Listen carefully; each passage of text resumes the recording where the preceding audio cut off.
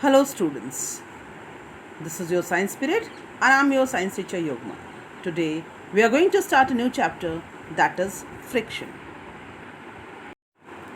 In this chapter we will study about that what is friction, types of friction, then what are the causes of friction, then frictions, the advantage of friction, disadvantage of friction, then how to minimize the friction and how to increase the friction. These are the topics that we'll cover in this chapter. Now we begin with the topic force of friction. What exactly the friction is? Friction is nothing but it is the force that slows down moving objects or prevents stationary objects from moving. For example, when you ride a bicycle, till you pedal it, you apply the muscular force. Till that time only, the bicycle moves forward. But as soon as you stop paddling it, it stops. It's first of all it slows down and then it stops working. It stops moving forward. This is the best example of that. This is because of the friction only that the bicycle stops moving. Now, the factors which affects the friction. Actually, the friction depends upon two factors. When the two surfaces are in contact with each other, as this is the example of contact force. So when the two objects interact with each other, then only the friction comes into play. Now also it depends that how hard the surfaces press together. Friction is less on a smooth surface. Now what causes the friction?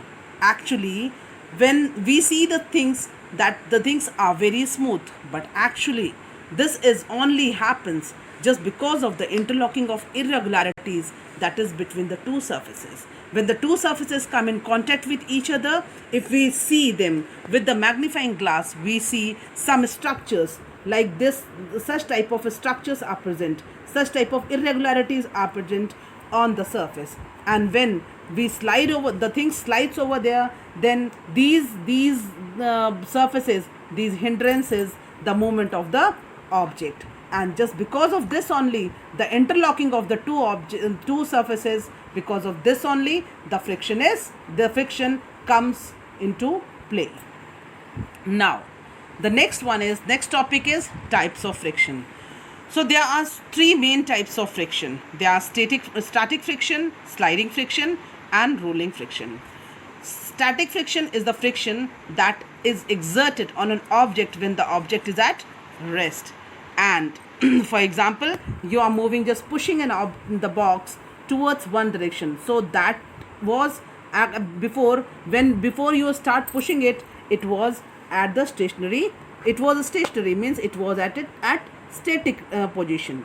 Now the second one is sliding friction. It is the friction which is exerted when an object slides over the surface. As I have given you an example in the previous chapter also, that when you go to slide in a slider, then through the slider you come down, you just go up using the stairs and then you come down using the slider. So this is the example of sliding friction.